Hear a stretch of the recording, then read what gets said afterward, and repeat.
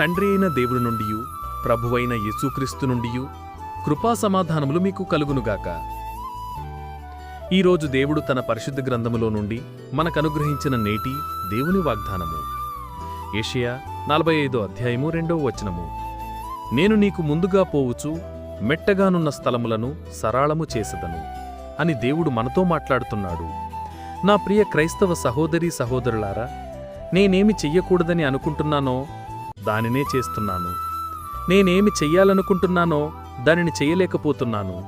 నా స్నేహితులతో సహవాసం నన్ను పాపం చేయటానికి ప్రేరేపిస్తోంది.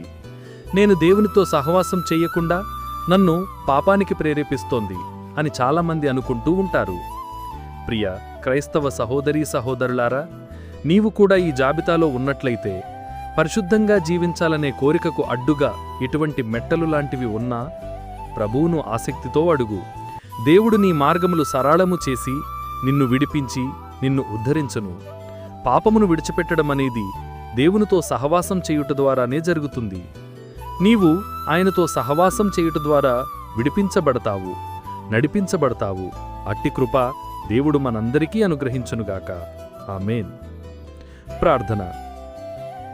మహాపరిశుద్ధుడైన మా దేవ, దయగల మా తండ్రి, గడిచిన ఉదయకాలం మొదలుకొని నేటి ఈ ఉదయకాలం వరకు నీ కృపలో మమ్మల్ని ఇంతవరకు కాచి కాపాడినందుకే, మమ్మల్ని ఇంతవరకు సజీవుల లెక్కలో ఉంచి మరొక నూతన దినాన్ని మాకు అనుగ్రహించినందుకై వేలాది స్తోత్రములు చెల్లిస్తున్నాను.